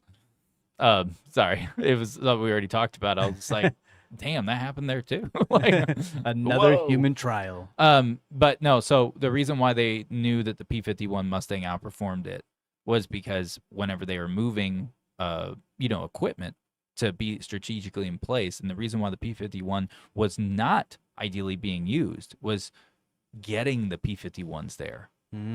Because where they were trying to get these planes to these certain distribution areas, like where they could, coordinating strategic areas on their war maps. The problem is that they were cut off of moving certain things. They knew that they would be a target, and they couldn't risk. They didn't have putting it- range. They didn't have the range of getting that stuff there. But at where that place was, they did have access to X, Y, and Z materials, and they could build planes and design planes, like the works. So that's where, whenever we were fighting against, Japan over the Pacific in the oceans, up in the skies there, That's why the P-51 was not very prominent, because 2 reasons. 1, getting the P-51 over there was a problem. And then 2, even if they did, the P-51 had very limited in the sky time. It ran out of fuel fast. So that was another problem, because there was so much sky battles going, dogfights going on, and being up in the, times up in the cloud. The longer you up there, the better chance you have of winning the skies, right? Yes, and it could not. It ran out of fuel pretty damn quick. Well, now they're solar powered, dude. Elon Musk got solar power planes up in the sky, taking down dogfights without any fuel at all. It's all solar powered, battery powered vehicles, high altitude fighting with dogs in the sky, baby. You know what we all are? We are all solar powered. Solar powered? Powered. We are all solar powered. Because think about it. Whenever you're working in an office setting, which we do, right? And all of a sudden you get to go step out in the sun. All of a sudden you start to feel real vitalized and brought back to life a little bit. I'm very aware that I'm solar powered. I have to have sunlight. But then if you're out in the sun too long, though, like let's say you go to the beach and you're out all day in the sun, you're just nuked. It takes it out of you because you're overcharging your battery now. Mm-hmm. You want to have X amount, maybe this much. Hey, there's a certain amount of power given to any device that would either destroy the battery or use the battery properly. Now, that's up to your discretion. Do you want to be overcharged or undercharged? Me personally, I want to be undercharged so I can fight harder, work better under pressure, baby. Give me less sunlight, dude. Listen to me, dude. You have no fucking idea how much water I need. I mean, air. Wait. Wait, what? Wait, what? Meghan Markle? But she's in the ocean? Meghan Markle's in the planes in the sky, dude. She's out there flying the planes that are solar powered. We're using dildos flying around. Meghan Markle pulled out that P-51 Mustang, and I was like, what the fuck is that? And she looked at me, and she said, it's my dick! And I looked right at it, that little fucking thing winking at me, and I said, bring it, bitch. Meghan Markle screaming about her wiener is something that will live in my brain forever. While her hair's getting dyed blue. And Tim Vance is over there gargling. Tim Vance? JD Vance, rather, sorry. I was about to say, I thought you were about to say Bob Iger. Who's Harris's running mate? JD Vance? No, that's Trump's. Who's the guy who's running with Harris? Tim Walz. Oh, Waltz, where his family all... Did you hear about that? Drink? No. Tim Walz's family, Kamala Harris's running mate, all went public on social media pro-Trump. That's and said hysterical. They're like, his brothers and sisters were all like, he's literally an idiot. Like, he's intentionally, like, he's bought and paid for. Like, he does not want good things. Like, that's what his family's saying. Damn. Like, his entire family. No joke. This is all public, dude. You can look it up. It's fucking wild. There's literally Instagram posts. There's videos of them going on and publicly on, like, news outlets. Like, all pro-Trump. Like, we hate Tim Walz. Hell yeah, dude. I do, too. I mean, I don't know if I hate him. I don't care for him, though. I don't know him as a person, but he seems pretty dumb. Man, I was talking to Sally last week, and she even told me she saw that, and she was like, hey, you see that Tim Waltz guy? And I was like, what's a semen. Waltz? What? Yeah, he drank a gallon of horse semen. What? Yeah, yes. He had to get his stomach. Are you fucking with me? He had to get his stomach pumped. Waltz? Yeah. I thought it was Vance. Tim Waltz. Tim Waltz did. Yes. You're the one saying, wait, did you missay it before? I must have, because it was Tim Waltz that did it. JD Vance. It was not JD Vance. Look at that, everybody. You're voting for a guy who likes to drink horse cum. He didn't, I've seen many ways they send that horse cum in the mail. And, if they send it in an envelope, I wouldn't risk opening it. It's going to be very hard and oogie. It was in 1995. It says, local man stomach pumped after neighborhood dare goes wrong. Neighborhood. Oh, that was like almost like Scooby-Doo. Raggy. Raggy. We went from the horrible atrocities of the Nazis to Tim Waltz drinking cum. With Scooby-Doo narrating. Congrats. Sloinks. Oh, Shaggy, get out of here. Hurry. There's cum.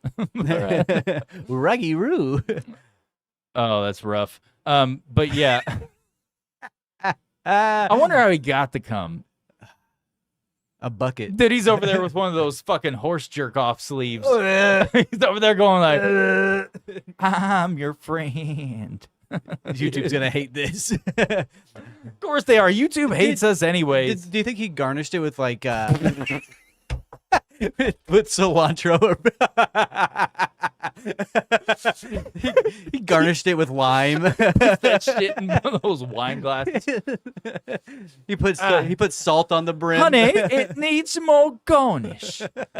I don't know why, but I'd imagine Tim Waltz talks like this before he drinks his horse cum. He's British. Yeah, alrighty, he thinks he does. Yeah. Oh, honey, do you have the black stallion one? I don't care for one of them white stallions. We I don't want the want black them. stallion. We don't want the Mustang either. The Mustang is a piece of shit. It's a piece of shit. Then he just takes a sip and he's like, it's like Shiraz in a glass, sweetie. Refreshing. Let me put it in my monocle Viscous. piece in case there's backsplash. Tim Waltz, the viscous garnish drinker. Oh. This is not going to be. Yeah, Tim monetized. likes to drink cum. Timmy the cum. Timmy's cummy.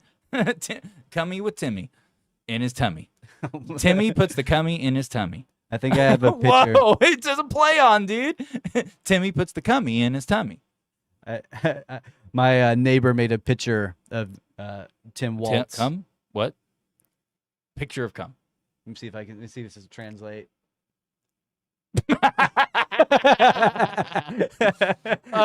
Dude. Got milk. Got cum. Oh, dude, he got a whole gallon of cum, dude. Wait, did he? Wait, he drank a whole gallon? Of I don't cum? think he. Well, He tried to. he drank enough to where he had to get a stomach pump. And I guess your best wasn't good enough. He tried his best. It wasn't good enough. He tried to get a whole gallon. and that's why his family hates him. Maybe he's just that dumb, and he mixed it up with like the whole you can't drink a whole gallon of milk. It's too heavy on your stomach. Is he a cat connoisseur as well? Is he mixing the two together? Is that why he's a proponent of it? Pussy and cum? Fucking hell, bro. Is that what Why? you're meaning? Why?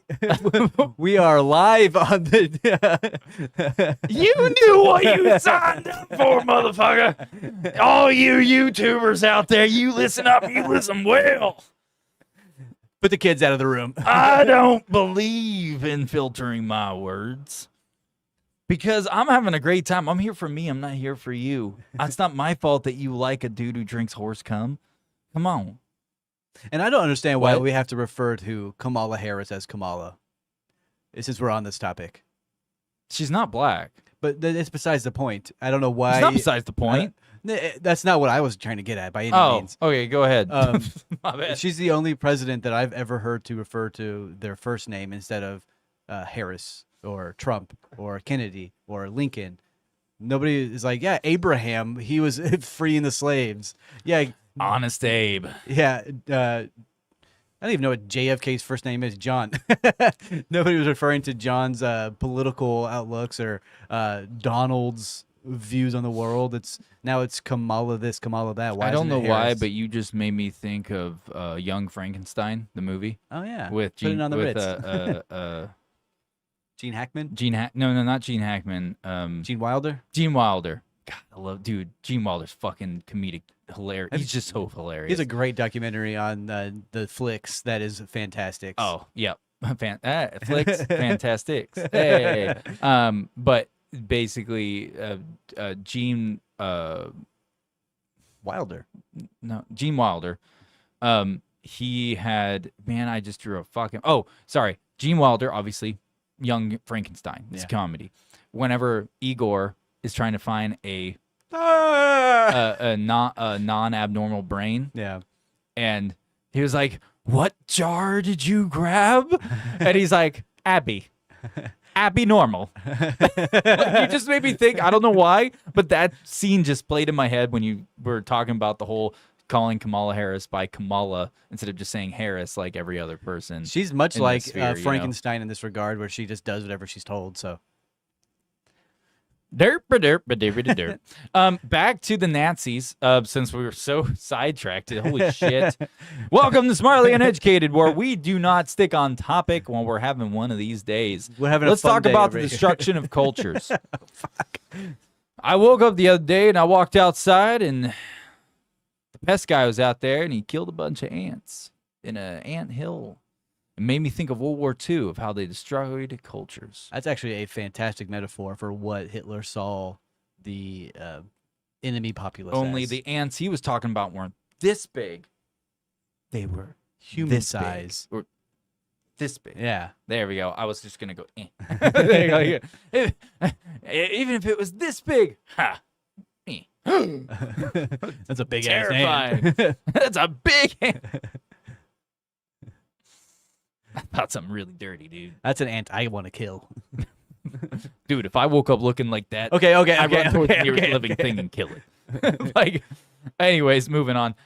So moving on. So Operation Barbarossa was the Nazi invasion of the Soviet Union was not only a military endeavor, but also a campaign of unparalleled brutality, particularly towards civilians and prisoners of war. So the siege of Leningrad from 1941 to 1944 was one of the deadliest sieges in history, resulting in the death of over 1 million civilians due to starvation, cold, and bombing. Oh. So another fact in that with the siege of Leningrad was remember we brought up the SS, and then you had the what was it, the Eins dang it, what was it called again? I'm trying to remember what the name of that group was that went through with the SS. The Einsatzgruppen, the Einsatzgruppen. They were a part of that siege. So when they went in there with the SS and other Nazi military forces. It's in 1941. Hmm? This is 1941 for the Operation Barbarossa, right? Yeah, it went from 1941 to then that's when Operation Barbarossa kicked off, but the siege of Leningrad, I guess it was the whole entire time. Sorry, I apologize. I thought that siege of Leningrad was just within the operation of Operation Barbarossa that started in 1941. I thought there was like a smaller segment. But no, so basically from 1941 to 1944, which was the siege of Leningrad, and there was over 1 million civilians died in that. 1 million civilians, not soldiers, civvies. Just people. And one of the main contributors to that was the Einsatzgruppen. Hmm. Yeah, oh yeah. And it was killing all Soviets. It didn't matter if they were children, babies. Did not matter. They would just go and massacre them. I think the worst ones was that there were, and it was documented, there were people, there was in these Einsatzgruppen, which the Einsatzgruppen, which I hope I'm pronouncing that right, that group that rolled around, they were all SS soldiers technically.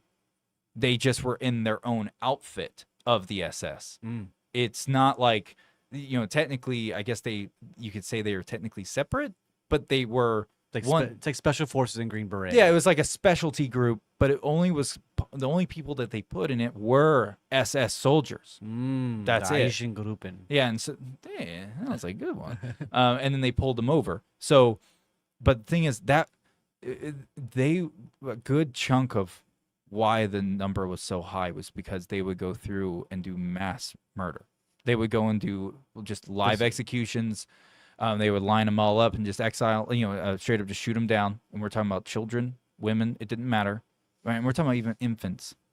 Like they would literally make Dude, them. this makes me mad. Oh, yeah, dude. Like it's fucked up.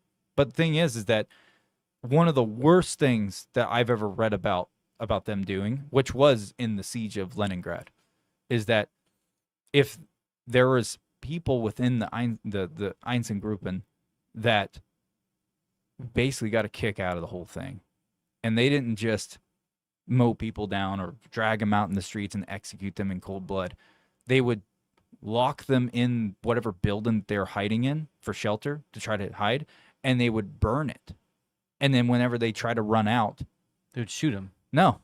If they got out, they would burn them with flamethrowers. They Oh, wanted them to Christ. burn. They wouldn't shoot them. The only time they would shoot them is if they got too far away, as if they were out running, like the flamethrower guy couldn't get to them in time. And then they would just shoot them. Yeah, it's fucked up. That's horrific. And I apologize for cussing so much to anyone who's listening right now, but Really? Because you were talking about a bunch of other gross things. Like this not is serious 5 right minutes now. ago. I take World War II very seriously. Yeah. Okay? Okay? Grow up, dude. Come on. Come on, dude. What's wrong, man? I know that the Nazis did a lot of horrific things, and they were brutal in their own regard, right? Probably more brutal than Genghis Khan's fighters of the day. At least Genghis Khan had some principles and conviction in there, which a lot of people don't talk about. But still, the brutality that these people were doing were barbaric. They were forcing these people to be tortured, burning them alive. I wouldn't want to be a part of the Eisen group, and or a part of the SS or part of the Nazi Party. I'm sure the young adults of the time were very propagandized and brainwashed by the Nazi Party, which is what they were the best at. Yeah. But if you see somebody burning women and children and infants alive, wouldn't you think that you're doing the wrong thing? Where's the morality? How did that get lost in the sauce? Where did the party take over so well that they just lost all morality? Because if we can keep an eye out for that in our society, then we need to be red flagging that like a I don't know, fucking dude. virus. It got lost in the sauce. Can't Can't believe you just said that. we got lost in the south. Dude, you got lost in that sauce, dude. I know who did get lost in the sauce. That was Tim Waltz Okay. back in 95. Let's stick on the. That's all I was saying. 95, look it up. Tim Waltz, 95, hospital visit. It was August Stomach bumps. 1995. August 1995. Look it up. Historical facts. It's important to World War II It's history. in newspapers. It's important to World War II history. Yes, it is. It is. But the butterfly effect. A lot of cum in that butterfly, I tell you what. It's very squishy. Anyways, let me the Baba Yar. So let me all right, sorry. So there's the siege of Leningrad, and then the other detail in here, another key detail is the scorched earth policies. They had literally policies named Scorched Earth. That was the title of the umbrella for it. Implemented by the Nazis in their retreat from the Soviet territories, left towns and villages destroyed. So anytime that they were forced to retreat and they would lose the ground, they would destroy everything on their way out. Do not leave anything, no structures that were usable, nothing. They would destroy everything on their way out. Which is, don't get me wrong, that's not the only reason why the things are destroyed, from World War II, when you see those like those old photos of then and now of like shit just wiped away from the earth. That was a mix that, some of that was from, a good chunk of that was from just the casualty of war, right? The effect of war in that area, like bombings, heavy machinery blowing shit up, back and forth between both parties on that. So, but that is a policy that they had. Anytime they had to retreat, they would destroy as much structure, even destroy resources. So, like, when I say resources, I'm talking about they would try to poison water supplies as they retreat out. So if the enemy side would then take over that area, since they're getting pushed out, if they were to drink the water, they would get poisoned, and it would make their troops And the way they would sick and poison die. it, they would put dead bodies in the wells. Yep. In the watering sources, because the rotting corpse would then make it undrinkable, unusable. They couldn't even pot water with it or boil it. Mm-hmm. The water was completely contaminated and unusable. And they would also drop, one of the things they don't talk about is they also would drop, if they had access to it in that area, but that those cyanide pesticide chemicals, Yep.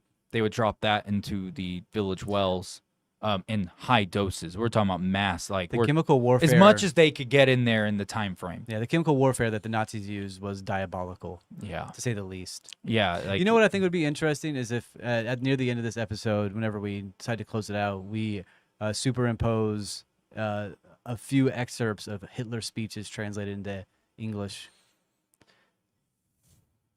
it was nice to know before we started. Well, it's just something that popped into my brain just Yeah, now. of course it did. It always just pops off in there. Got lost in the sauce, I see. But anyways, Getting lost in the so sun. so there's that stuff.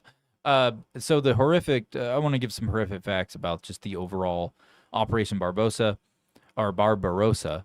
Baba Yar, which we mentioned earlier, which took place in Kyiv and saw 33,000 Jews murdered in the course of 2 days. That Baba Yar massacre was a part of the Operation Barbarossa when it started. It was just another, like, basically a task within.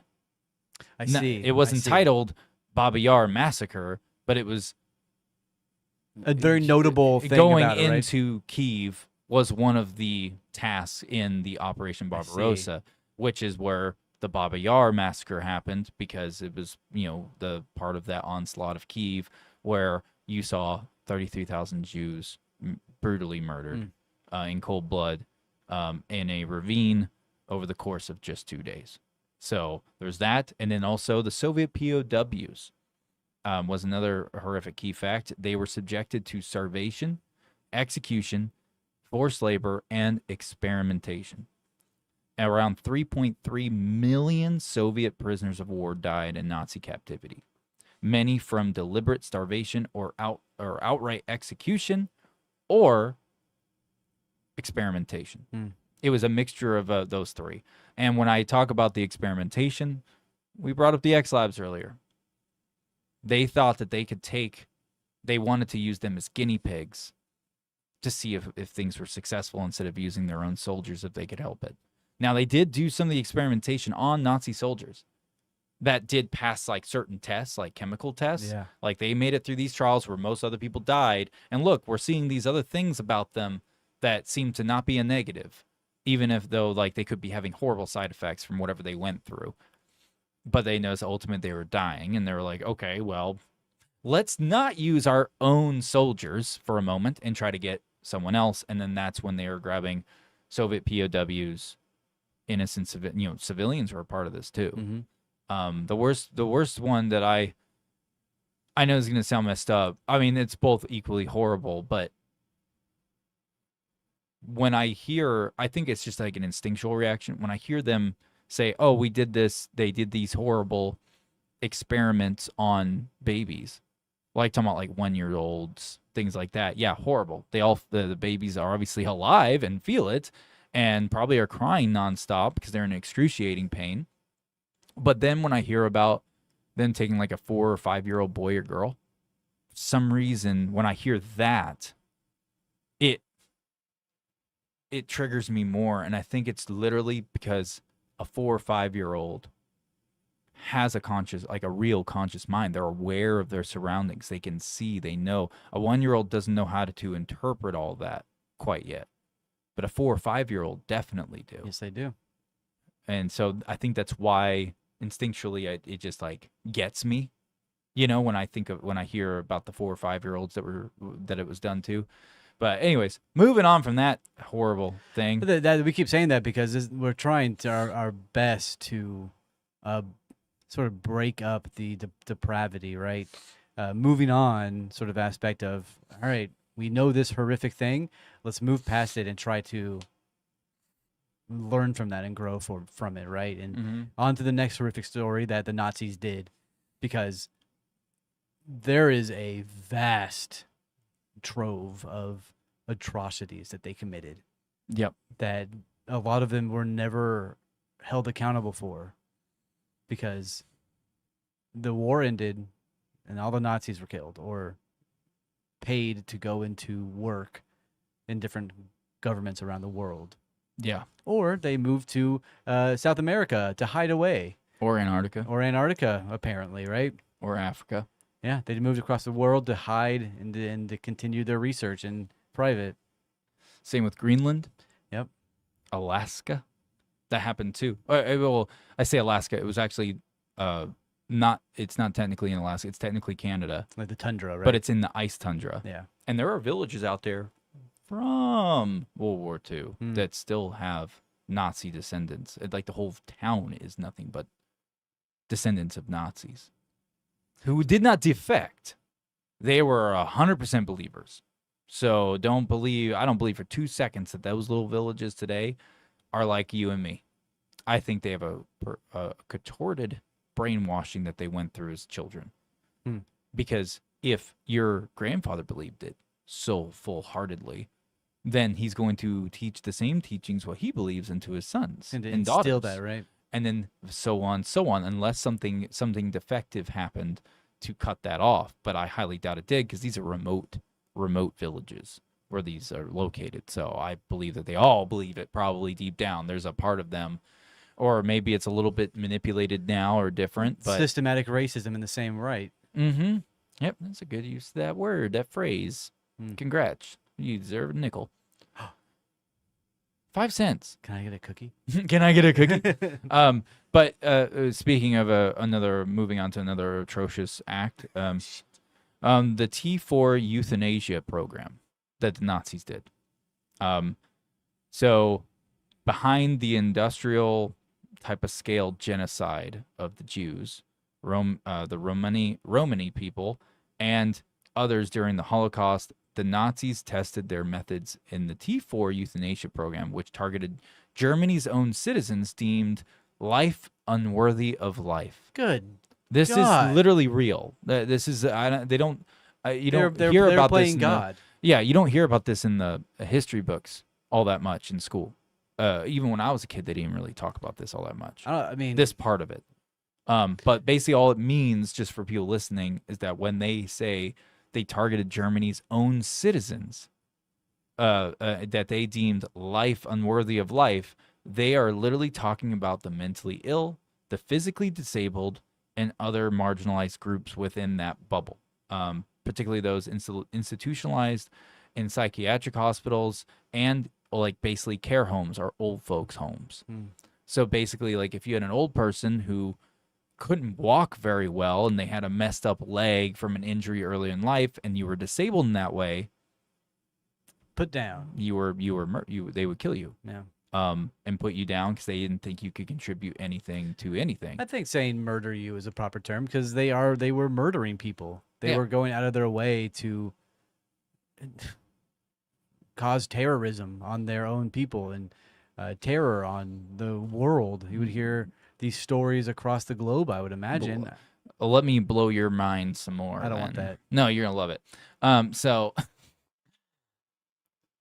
So basically, over 300,000 people were murdered through this program. Now, here's a key fact: the Hartheim, I don't know how to pronounce that word, castle, one of euthanasia's centers, saw thousands of mentally ill and disabled patients killed via gas chambers, which later they decided to apply the gas chambers to the concentration camps because they saw how effective it was at killing people.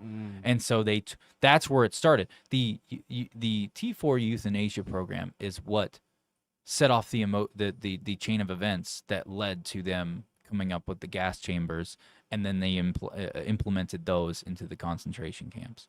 They were doing it on their own citizens. Yes, they started with their own citizens first. God. Yeah, and it was anyone who did not, even if you. So here's the messed up part. Oh, the humanity. Yeah, no crap, right? So here's the messed up part.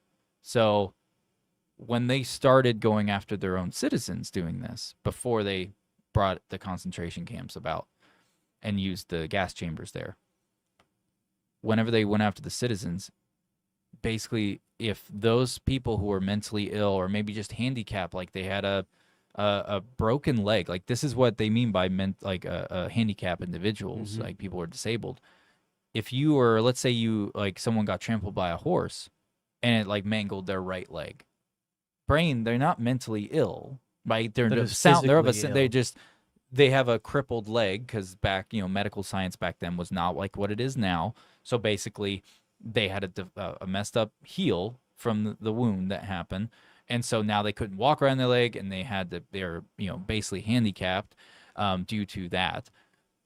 They're of a sound mind still, like a normal mind, an average person, and even if they supported the Nazi party, what the Nazis did is that they would do this whole fog and mirror thing. So if the people that they went to in these things during the euthanasia program starting out, if they did support the Nazi party and that's really what they believed, they would tell them, like, basically they would be like, oh, well, then you're good. Like, you're fine. You're safe. Oh, And you're then one of us. And then they would move them to a different location away from everyone else who was a victim of the euthanasia thing to keep. So that way people didn't know that it didn't matter if you supported the Nazi party or not, you were going to be murdered regardless. They didn't want word to get out about that, so they separated them and then murdered them separately in bulk immediately. Yeah, They yeah. would just separate them and then they just kill them immediately. Right then So and if there. you're physically incapable, mentally incapable, they would just murder you. Yeah, it didn't matter. They would psychologically treat you as if you were one of them, and then, Mhm. God, they are just truly depraved. Yep. And then another gruesome and horrible key facts in this is that Can we wrap it up here soon after that? Because good Lord. I'm basically done. Yeah, okay. I only have one other thing I was going to mention after this, and then that was it. Cool. So it's pretty much done. But basically, the other thing was lethal injection started here. Oh, really? Lethal injection, starvation, exposure to freezing conditions were common methods for killing victims of the T4 program. Lethal injections were created by the Angel of Death. Oh, my God. They never did proper lethal injections before this. Now, lethal injection was a thing before this, but it was uncommonly used. It was never a normal thing. It was never something that people ever talked about because not many people knew about it because people weren't practicing it. The Angel of Death himself, Dr. Joseph, what was his name again? Joseph Mengele. He is the one who perfected, quote unquote, that's his words. He perfected lethal injection by, get this, those cyanide pesticides Yeah. that he would use in the gas chambers. He made a different synthesis of it, a new combination with those chemicals for lethal injection that he claimed, get this, he claimed would make it completely painless, but cheaper than a bullet. It was not painless. It was actually more painful. The body would convulse and you would be in dying pain, and you would lose the ability cognitively to vocalize out that you're in pain. You're basically trapped in your own head in suffering for up to 3 days while your body is like basically comatose. 3 days? Yeah. That's not lethal injection. That's Upwards of that's 3 days. poisoning. Yeah. And that's what he was the one who pushed off lethal injection and made it a normal. And then guess what happened after that? All of a sudden, lethal injection became the new thing as time went on. The same methodology that he was using, we now use in our system today. But it's painless. It's probably It's a different version of it now. I'm yeah. not saying it's the same one. I'm saying he's the one who kicked it off. He's the one who normalized using lethal injection. damn. So, yeah, all you people who think lethal injection is the humane thing to do, it's not true. No, it's not. No, it's not. Destroying the brain instantly would be the most humane thing to do. Yeah, without a doubt. With that being said, I'm going to move on and pretty much be done with this whole thing. The last thing I wanted to talk about or bring up was the hunger plan and forced labor that the Nazi party did. So, The hunger plan, so Nazis' hunger plan was a systemic effort to starve populations in Eastern Europe, particularly the Soviet Union, to make way for German settlers. The plan was not only a tool of genocide, but also an economic weapon. Mm-hmm. So the hunger plan involved confiscating food and resources from Soviet citizens and prisoners of war to feed the German army and civilian populations. Millions of civilians, particularly in Ukraine and Russia, starved to death as a result. And then, a little bit of gruesome facts about it. Entire populations were subjected to forced labor, particularly in occupied territories, labor camps such as Mauthausen. I don't know how to pronounce that word. Were death traps where prisoners were worked to death in brutal conditions. Mauthausen's quarries, for instance, claimed thousands of lives as prisoners were forced to carry heavy stones up steep stairways until they collapsed. So basically, you were forced to keep working until you just died. Yep. From working. So conclusion on all this, my fellow serfs out there. This is the importance of remembering. Pretty much. The atrocities committed by the Nazi regime during World War II were some of the most darkest moments in human history, at least recent history. At least that, because don't get me wrong, there's other horrible, atrocious things that have happened in history that in a way could make the Nazi regime and the things that they did during World War II seem not as bad. Lackluster. Lackluster. Yeah, that's the best way to put it. Lackluster in comparison, to these other ones. But overall, though, it is probably some of the darkest shit in human history was done by the Nazi regime during World War II. One of the things, just by understanding all of everything we just discussed and everything that the Nazi regime was doing, their methods, ideologies, and just the sheer brutality behind their operations, we can, understanding and remembering this stuff is the best way to make it to where we don't let it repeat. So the fact that, like, for instance, and then with me saying that, I'm going to add one more little note, is the fact of that is imperative. What I just said right now about how, like, why it's important to know this stuff, to remember it, is because that's the only way you're going to ever keep yourself in check going forward, to never allow it happen again across the general populace, And what have we been doing over the past 10 years in America?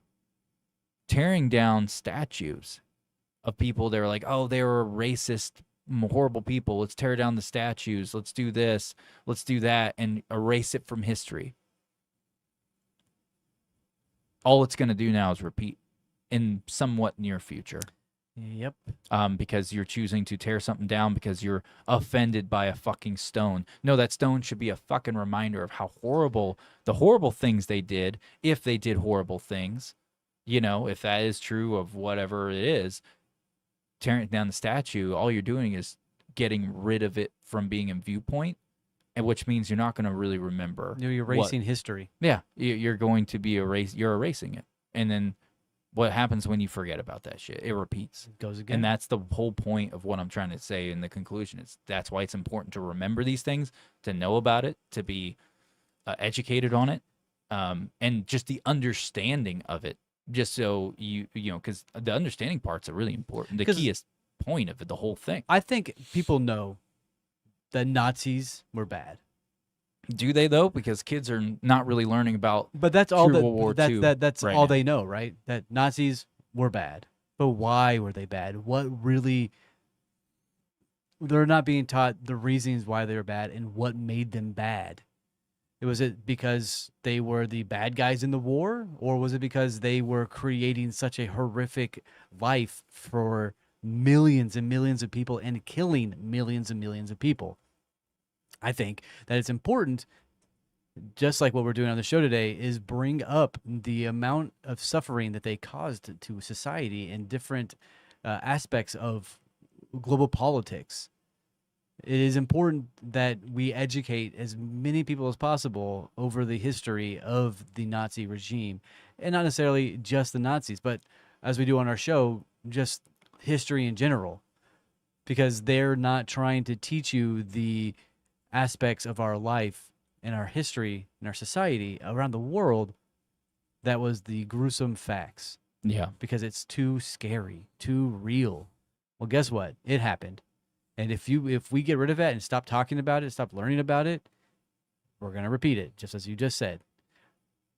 They are already enforcing slavery yet again back into society. So Mm-hmm. we need to be remembered.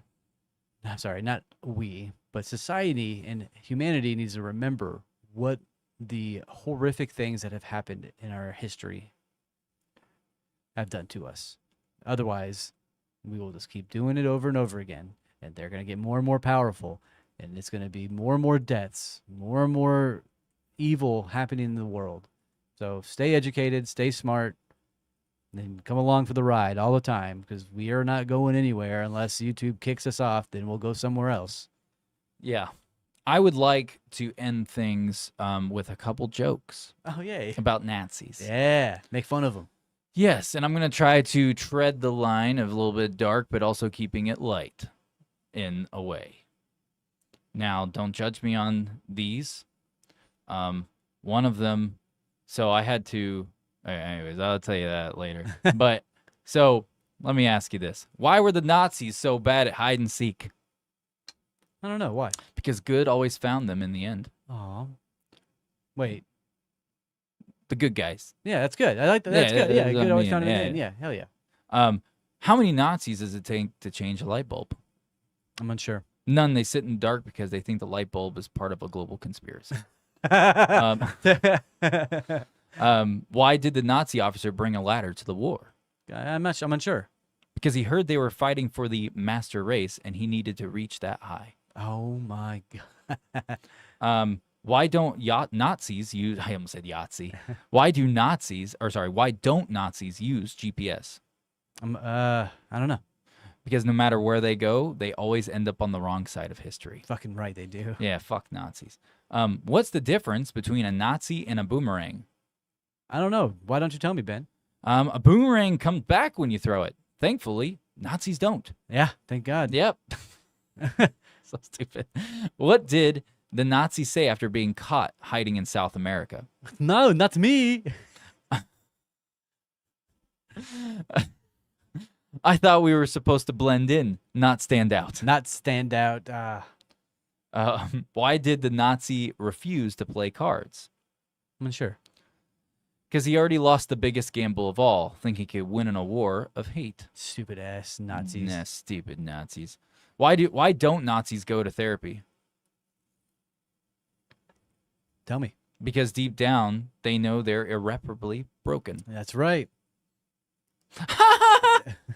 Oh God. That was hilarious, my I guys. hated that laugh. So yeah, but that's it for this episode, talking about Nazis and the horrible atrocities that they did in World War II. And that's pretty much all I got. And I hope all of you gents and ladies out there had a fun time. And thank you so much for joining us. Make sure you like, subscribe, and share it all around to everybody you know. We will see you next time. Y'all have a wonderful week. Bye. Yep. We'll see you guys later. Bye. Bye, bye, bye.